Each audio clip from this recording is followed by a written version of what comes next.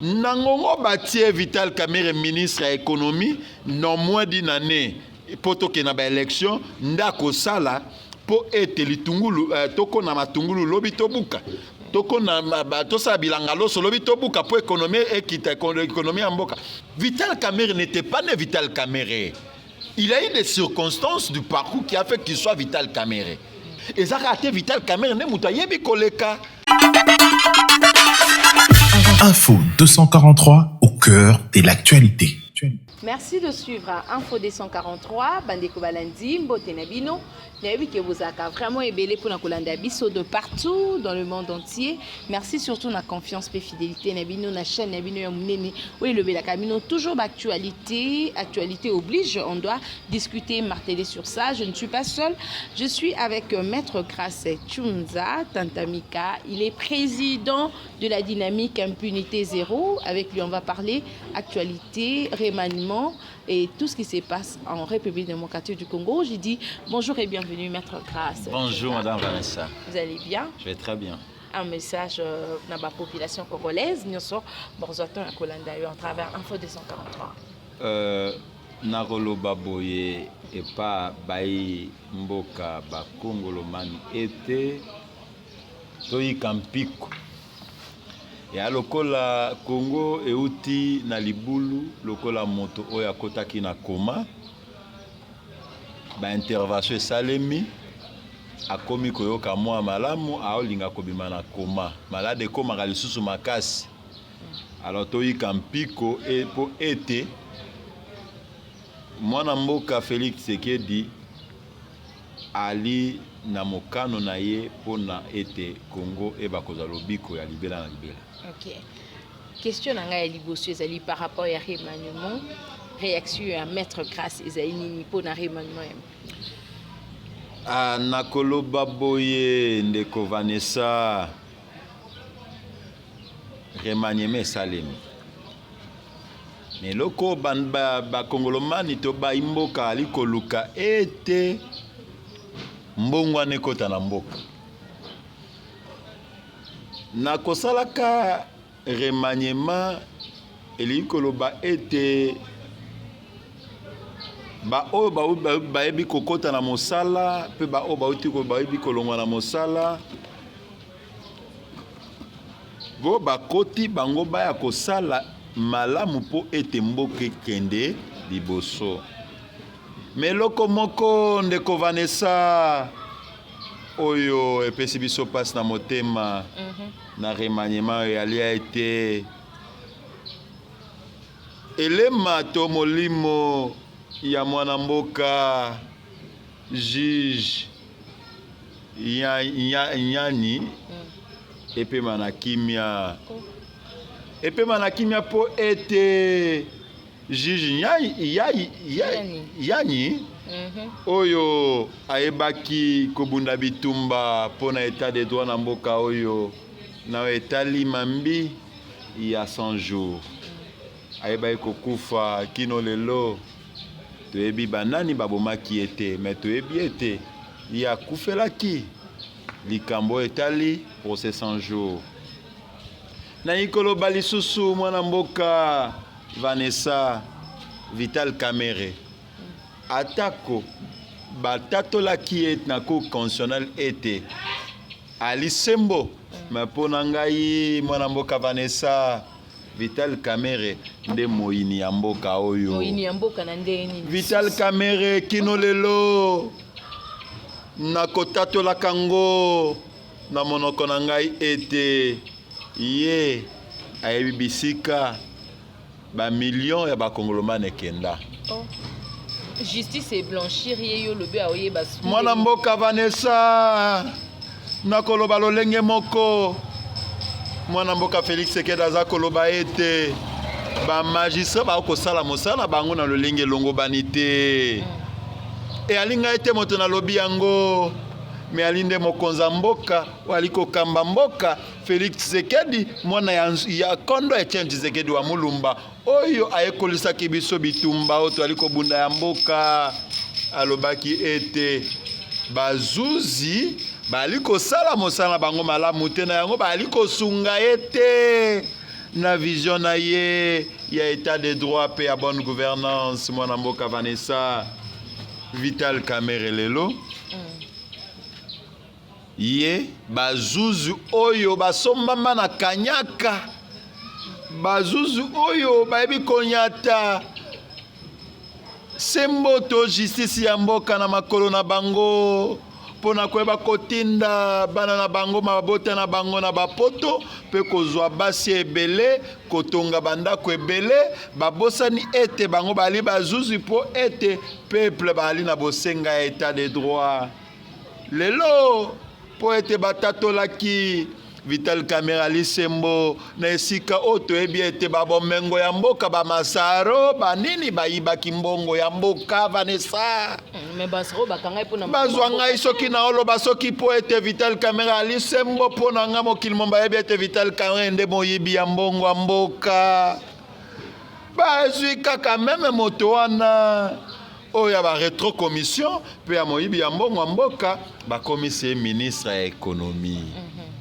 Yango dépassé ya maître grâce. Pona nini? Yango zole. Pona nini ndeko Vanessa na lela te pona nini?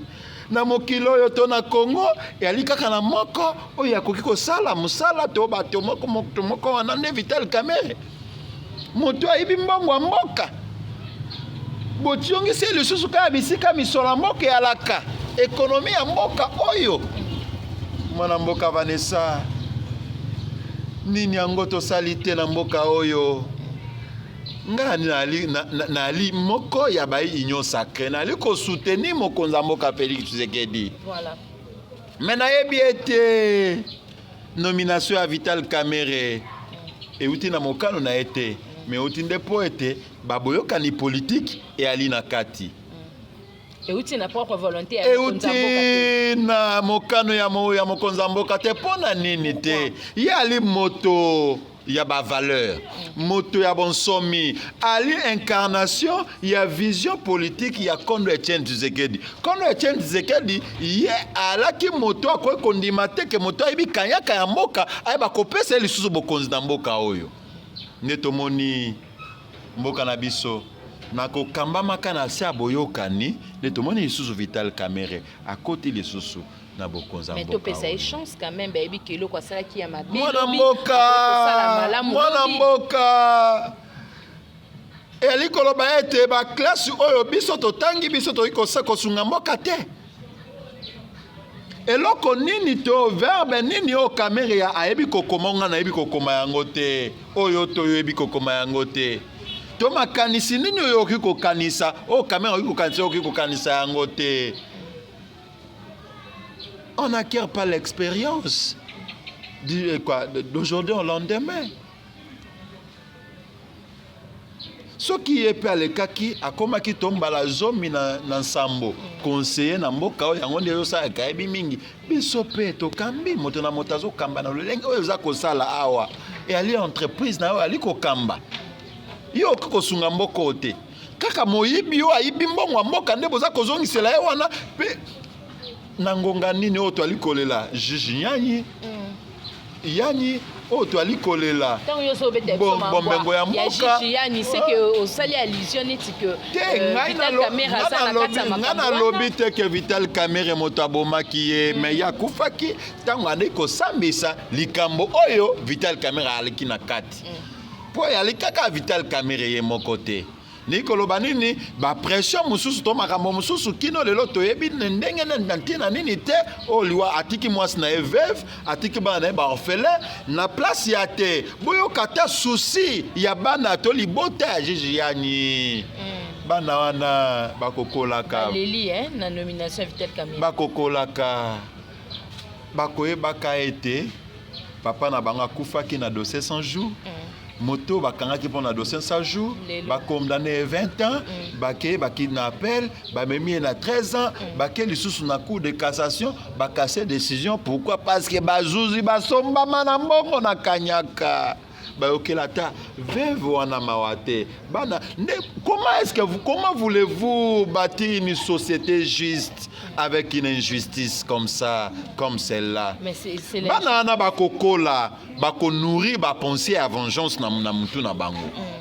comprenez un peu total à capé na bilili il y a ba film oromona moi na koli na ba traumatisme à nourrir penser à vengeance so kinzambe te moi na côté a komi ko sala bato mabe na babiloko ya boy parce que ce que le seul canal qui peut répenser en fait ces blessures ezaraka justice na ba konzamboka ba même ba konzamboka na ba la kisi bango ils sont pour l'injustice lobby la seule façon de se rendre justice ezanini vengeance pour na bana wana comprenez un peu ça de Vanessa il ne fallait pas Maître Vital Kamerhe. À la place de Vital Kamerhe, tokoka ekuchanani pour vous. Yo ba ko ekotia yo za na makoki ya kosala pona mboka oyo. Vital Kamerhe n'était pas né Vital Kamerhe. Il a eu des circonstances du parcours qui a fait qu'il soit Vital Kamerhe. Et je peux encore dire ici que Vital Kamerhe n'est pas le plus intelligent du pays dans les domaines de l'économie. Vous avez les gens Lucien Moussa qui maîtrisent bien les théories économiques. Nous autres, nous sommes en fait des chercheurs. On lit même de façon superficielle les notions économiques. On comprend de quoi s'ajouter, surtout la situation économique du pays. Ouais. Qui ne sait pas que l'inflation, c'est parce qu'on importe plus alors qu'on exporte moins. On ne cultive pas le maïs, on achète. Le riz, on achète. Les matémel, on achète. Les légumes, on achète. Que sais-je encore? Les tomates, on achète. Les oignons, on achète. Donc, tous les biens de première nécessité, on achète. Ce qui veut dire quoi? L'économie de notre... Et quand on achète avec les devises. Tous les devises qu'on doit utiliser ici, toujours même en Chine, en France, en Royaume-Uni, dans le bac, on a emballé les kaki. Comprenez un peu ça. Voilà. Alors, Yebi Sanganan, Nangongo Batie Vital Kamerhe ministre de l'économie, non moins d'une année, pour que na ba élection, ndako sala, pour être litungulu, toko na matungulu lobi tobuka. Toko na tosa bilangalo so lobi tobuka pour économie et quitte économie en boka. Thomson tolobaki o mokonzamboka zwaki solution pour na ba lobby mbisi kuna na Kinkole. Voilà. Combien de bateaux de pêche sont venus ici? Projet ba détourner projet à Moutabatunde ba détourner projet nanga il y a création il y a ministère à lutte contre la corruption ba sala agence à prévention lutte contre la corruption. Mais ça ba citoyen pour c'est la biso ba bateau de pêche ba lobby mbisi ba ya ba lobby la biso mbisi ba kangela biso ba mpoka ba tia la biso ngo na ba chambre froide yango na pêche to ke ne kosomba Thomson de kosomba bokene na nsele na Kinkole bokene na bandundu bo c'est la biso ba poulailler tout bo bote ke la biso ba ibemia dola to li to consommer le Congo ndo comment na place ya ke mbongo toza ko ke kosomba kalibanda e ko bana ko tourner awa économie azana idée wana idée yango siko akoya ya ezaka ka yeso kazana idée wana donc ngape na idée wana c'est-à-dire que moi aussi je suis capable de faire ça avec les moyens de l'État. L'État ne manque pas d'argent. Vous comprenez un peu ça? Et l'État ne manque pas aussi de partenaires. Et ça a été Vital Kamerhe ne moutayebi koleka. Vous comprenez un peu ça? Il ne faut pas diviniser des humains. Voilà. Vital Kamerhe n'a pas un miracle au Nzamba zanangote. Azan un miracle moko oya okiko sala te soki Nzambe asali angote. Ce qui veut dire que ceux qui Nzamba zana makokia ko sala miracle pona ye okiko sala pe miracle pona nga pourvu que mboka oyo soki Nzamba zana besoin ya mboko ke liboso mboko ke liboso. Mais il ne faut pas nourrir la vengeance. La nomination de Vital Kamerhe va finalement nourrir la vengeance tôt ou tard. Pour ceux qui sont victimes des actes de Vital Kamerhe, comme moi je suis victime des actes de Vital Kamerhe. Je suis victime des détournements de Vital Kamerhe. Les 15 millions de rétrocommissions, je suis victime de ces actes-là. Moi je suis victime des actes de Vital Kamerhe. Et ce qui veut dire quoi? Étant donné que le fils d'Etienne Tshisekedi que je soutiens jusque-là, voyez comment est-ce que je me bats? Sans condition aucune, je soutiens la vision du chef de l'État. Mais sa vision portant nomination de Vital Kamerhe, je suis contre cette vision-là. Et ce qui veut dire quoi? Moi, en tant que victime de Vital Kamerhe, tôt ou tard, Vital Kamerhe payera de ses actes. Tant donné que les 15 millions de rétrocommissions ne retourneront pas dans les caisses de l'État. Tant donné que l'argent, c'est nga mutu na lobi yango mokonza mboka nde mutu aloba yango Félix Antoine Tshisekedi Tshilombo, le fils de mon grand maître Etienne Tshisekedi wa Mulumba aloba yango ete bazuzi baza kosunga ete bazuzi basombama na kanyaka et alinga mutu na lobi yango. Donc ce qui veut dire quoi? Moi, toutes les décisions de justice ne me lient pas. Étant donné que le chef de l'État qui les nomme par une ordonnance, étant donné que yo magistrat, au magistrat, na ba cour d'appel, na ba parquet généraux ya mboka na biso. Okomona lo lenge nini kanyaka yango ndeza kosimba. Mokonza mboka ye moka lobaki ete justice mboka ezosunga ete ba juge basomba manakanyaka ndeko na ngai Vanessa.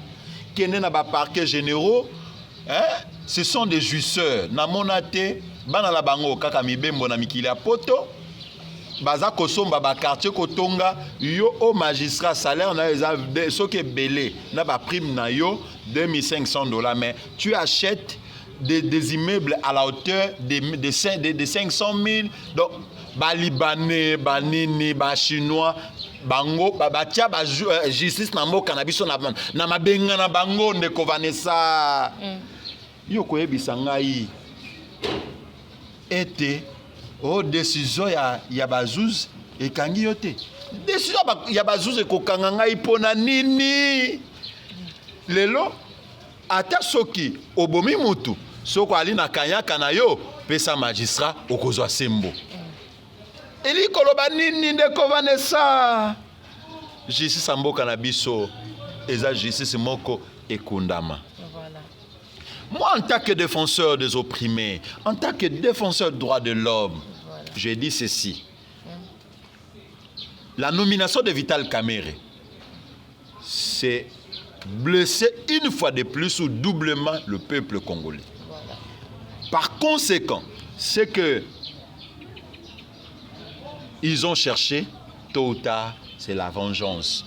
Donc la justice la plus forte, dans le plus fort, va se venger. Merci beaucoup. Tôt ou tard, bana juge nyani oyo pota motema na bango ezako kotanga makila kino lelo bosungi bango te na kondomaka Vital Kamerhe. Voilà. Ngana lobite que Vital Kamerhe ne mutaboma juge nyani. Mais ba circonstance au juge nyani akufa que za ba circonstance ya instruction mutabela te anini ya instruction à dossier à Vital Kamerhe. Alors justice ya sembo ya na lola. Voilà. Mokila bato tata Nzambe batutela kango tolote. Botutela mokilo tolote. On prend Jean-Pierre Bemba à la défense. Votre réaction? Oui, nalobi Jean-Pierre Bemba aza nakoloba boye. Au-delà de ses imperfections, c'est le choix judiciaire qu'il fallait pour la défense de ce pays.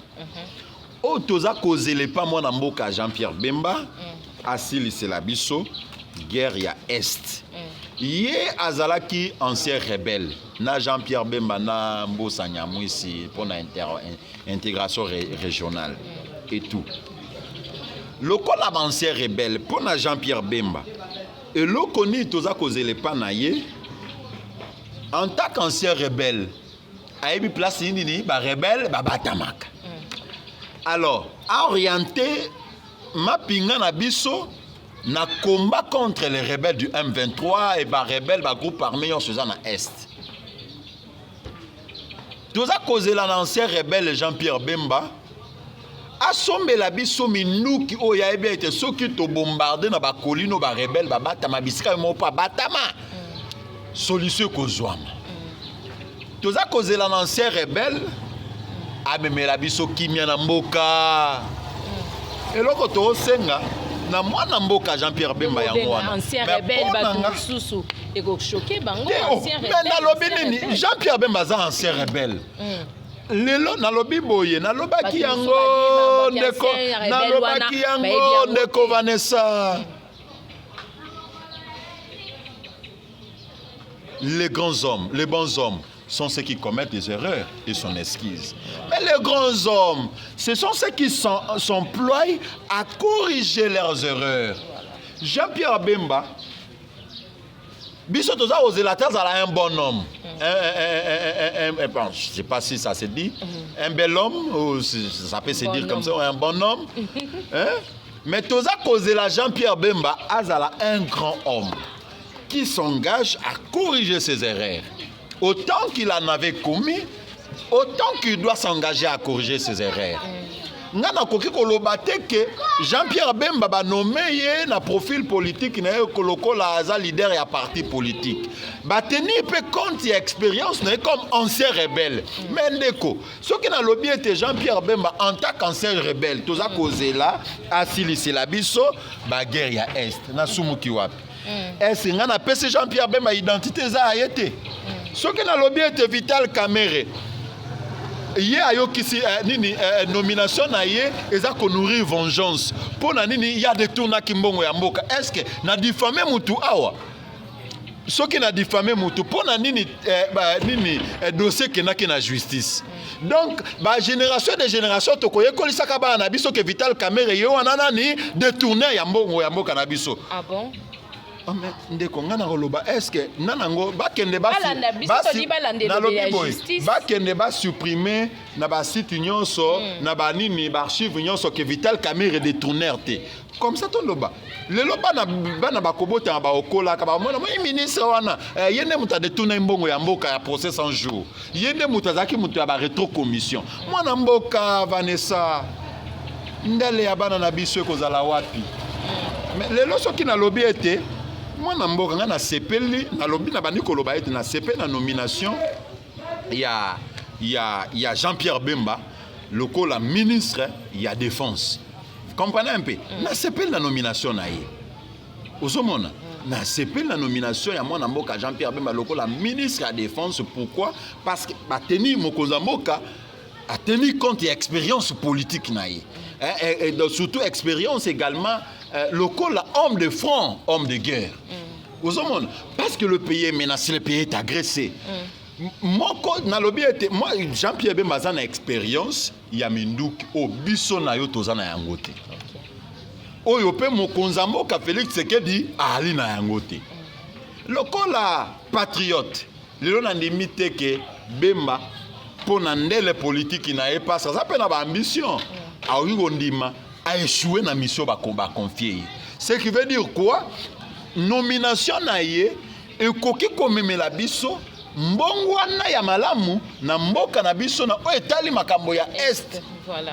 Ozomona lokola d'abord posture na ya ancien rebelle ayebi bisika ba rebelle ba batamaka ayebi ba ernine ba rebelle ba opéraka ayebi nyonso wana c'est que ngai ata lokola na kendaka ese na sala ba rapport mais na sima kaminduki te naza rebelle te naza mpe chef ya rébellion mon côté mais Jean-Pierre Bemba zalaka chef ya rébellion. Vous comprenez un peu ça? Donc posture na ye ekoki ko sunga mboka na biso lokola ancien rebelle.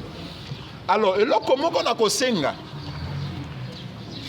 Jean-Pierre Bemba atala ndele ya mboka atala ba intérêt na été atala pe lokola oyo yazali lokola nini te mais atala ndele ya mboka atala lolenge nini to lolenge kani makambo yali ko salema na mboka na biso. Voilà. Pour être aiba kosunga ba mboka na biso. Pona lobi etende kona ngai Vanessa. La menace qui pèse sur la République et sur notre peuple est plus vaste que nos ambitions. Voilà. Aujourd'hui, on peut vous nommer ministre. Vous vous réveillez au Monique, na Est Kuna, Babomi. Aujourd'hui, vous pouvez être président. Mais litomba makasto alina ngona mboka otobo mosenga bosenga makato alina ngona mboka onde ko Vanessa et alika kambomoko. Ezanini papa. Basili c'est la biso. Guerre ya Est. Voilà. Pour être lobby nga na kokoma ministre ya justice nakamba na kimia. Na kokoma premier ministre nakamba na kimia. Soki penzamba kelaka nga na koma président de la République nakamba na kimia. Soki mokonza mboka Félix Tshisekedi akoki ko pesela ko tiela biso kimia libela na libela na lobby ete. Na lobaki yango maleleki na zongeli yango lisusu. La menace qui pèse sur la République et sur notre peuple est plus vaste que nos ambitions. distraction batiela biso na est kuna soki esili te ata soki yo oza nani oza na clé oyo balobi soki clé ya changement mpo na social ya peuple oza na clé ya changement mpo na économie ya mboka okozala toujours distrait mpo eza distraction ntango ozokota na bokonzi objectif no ya liboso eza est kimia kimia wana eza ya obundi lelo lobi ekoti te mais eza ya processus il faut eux ezozwa bambula lelo toza soki na 20 ans banda makambo ya este botama alors soki mokonzi mboka Félix Tshisekedi atieli biso kimia ya seko na seko ya libela na libela eli koloba nini na soki na koti susi nange ozala nini kuna nayebi ke bazoboma bato te Kimi ezali na travailler pour la construction de l'infrastructure routière, na travailler pour l'économie en mboka, na travailler pour la bilingue bazwa misala, na travailler pour la nini mboka kende liboso. Voilà. Osomona. Donc c'est-à-dire que distraction mususu ekozala te. Bon bozo senga ata bo bazolo ba fayulu yewana fayulu Madidi yewana Moïse Katumbi ba oyo na ebite soki baza banai na otanga ba komona bango te ba connaître ce sont des aventuriers excuse-moi je les respecte ils ont l'âge de mon père ce sont des aventuriers ce sont des prédateurs politiques au bazo lingaba mais la bino distraction na mboka alors la solution pour le pays c'est la paix à l'est de la République démocratique du Congo par conséquent le lot pour être kimi en ekota biso nyonso tozala uni toloba nkota moko mutu aza koya komemela bino ba concept politique oboyo ngai nde président nga na robongisa na sala bo tuna bo tuna ekaka mutu na solution ni nazala ngo pona est solution za kaka brassage mixage bon yebsanga nanu soki batiel biso Jean-Pierre Bemba te a recruter les biso ba patriote congolais te basimba minduki bakende kobonela biso nini kuna te ba to ba kotia ba base militaire ya makasi na est kimekota yebisanga na solution ni ba kopesa ndeko Vanessa. Ce sont des aventuriers. Moi, en tant que porteur des attentes et des revendications du peuple congolais, et même sur le plan CV politique, Moïse Katumba lekinga de l'autre côté, sauf Mbongo naye, Fayou la lekinga na bitumba mboka te, sauf Bambongo bango bazana yango pe bazwa bango bazwa pa ezata na bango nga pe na kozwa o yanga tango ekoya. Vital Kamerhe bon, Vital Kamerhe na combat lekinga ite, combat politique sur terrain lekinga ite, tumba. Voilà. Ozomona biso toza babilenge oyo mutonga na koki kondima na bitumba mboka ya lelo tango ete Etienne Tshisekedi azali sous ezaka Franck Diongo. Ozomona ata soki ye atika na opposition le seul opposant que je peux respecter c'est Franck Diongo. Sauf que yepe ali kososola te bitumba na nyonso pena profil naye aliko kangama ba Moïse Katumbi aliko luka banba osomona mais le seul parce que c'est lui mon père c'est lui qui m'a encadré il a été encadré par Etienne Tshisekedi nous venons de cette école là si nous voulons nous organiser dans l'opposition heureusement que moi je suis de l'Union Sacrée je soutiens Félix Tshisekedi je suis pas membre de l'Union Sacrée mais personnellement je soutiens Félix Tshisekedi wa Mulumba Félix Tshisekedi Chilombo comprenez un peu ça je soutiens la vision du chef de l'État. Mais ce qui est en opposition, opposant mon côté ali, na mabanzo elongo bani pona mboka o so qui était bakota na bokonzi ba ibakanyaka. Matata ponyo. C'est un aventurier encore. Matata ponyo za dosa bukanga lonzo. Ndeko na ngai pona nini? Bali koko sa peuple moto ayibi mbongo ba millions. Il y a peuple congolais, yende bozo koko misaye opposant. Matata ponyo. Ah, yé matata mponyo. Mais ali na dossier na justice. Matata mponyo to ebiete ali lo lenge mokona ba Vital Kamerhe. Bango ne batu boza okumisa ndeko na ngai. To sala ba leader ya ba génération na biso. Toute cette vieille génération, c'est une génération pourrie. Voilà. Tomoni ba image Corneille Nanga malgré alobaki que ba carte de lecteur qui na qualité bien té mais akiko s'enrouler na kisanga. Mais moto bongo ndeko na ngai Vanessa. Boko tiela confiance ndenge nini. Inversatile ndeko na ngai. Donc bato mususu bomo na bango lokola ba maboma bolimbisa ngai. aliko liboma soka leki ata soka lobi boko landa ye boko yoka makambo na koloba po boyebi ete liboma mesana kaka koloba bongo ngai soki na ngai na boyaki régime ya Kabila Voilà. mokolo moko te nakendaka pe na lobi na soutenir Kabila ozomona Voilà. bamona ngai pe place moko kofanda esika moko na bakabiliste te po ete na alaki opposant Voilà. yo lobi bakarte yali mabe mais oke kozwa isusu carte eli koloba nini eso oza na réponse ndeko na ngai Vanessa mboka yali na besoin ya bapense na biso esalaka ngai pasi pe mawa esalaka nga pe soni nazala liboso ya bitando eke nalobela bakombo ya bato po ete bagrands esprits lokola biso lokola balumumba lokola bamandela tolobelaka baide mais étant donné que toi na mboka oyo bato oyo peuple na biso za kokomisa bango lokola banzambe ya moki ya Congo eza bato oyo bali na ba valeur moko te bana bon somi moko te na yango ezosenga biso to bakolobelaka bango de temps à autre mais ngana lingaka maître na mbio na plateau nanga économie ya mboka na biso ezotambola bien te makanisi ya nini tolobeli yango maître na mbio na plateau nanga justice na mboka na biso ezotambola bien te makanisi ya nini tolobeli yango maître na mbio na plateau nangai toa komona balobela processus électoral droit civique lobi nini tolobeli yango maître tomona ndenge nini crise ezokota na monde tolobeli yango baide topesi mpe bamakanisi na biso oyo kosunga mboka me na Congo bali kokitisa biso na niveau moko ya bayibi mbongo na niveau moko ya babomi na niveau moko ya bato mabe. Pourquoi?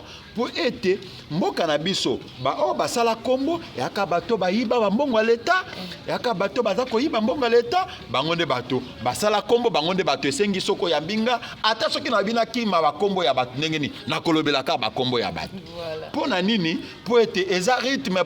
Quel jour on va changer les discours politiques de notre pays? Quel jour on se mettra autour d'une télévision comme ça, parler de l'économie du pays? Quel jour on se mettra autour d'une télévision comme ça, parler en fait de perspectives de l'état de l'état de droit de notre pays? Quel jour on se mettra autour d'une télévision comme ça pour parler des actions concrètes où ils ont profité du développement en Mboka na biso? C'est dans ce sens que nous devons vendre l'image de Bisso. Quel jour on se mettra autour d'un plateau de télévision comme ça? Parler des perspectives d'écologie, des perspectives d'environnement, des perspectives, en fait, nous avons le lithium, comment créer, monter des usines, des montages de véhicules avec notre lithium électronique. Voilà. Comprenez un peu cela. Donc, Ozomo a été le penseur politique de notre pays, bah, réduire biso kaka. Oui. To comme politicien morobwe, terre à terre, to bana kolobela kaka ba caméré, to na kolobela kaka ba matata mponyo, to na kolobela kaka ba Jean-Pierre Bemba, ba Franck Diongo, ba Ozomo na to lobela kaka ba tona pourquoi ba ngonde. Ndeko Vanessa to changer. Tout changer ma perspective ya mboka na biso. Mais yango na lobby.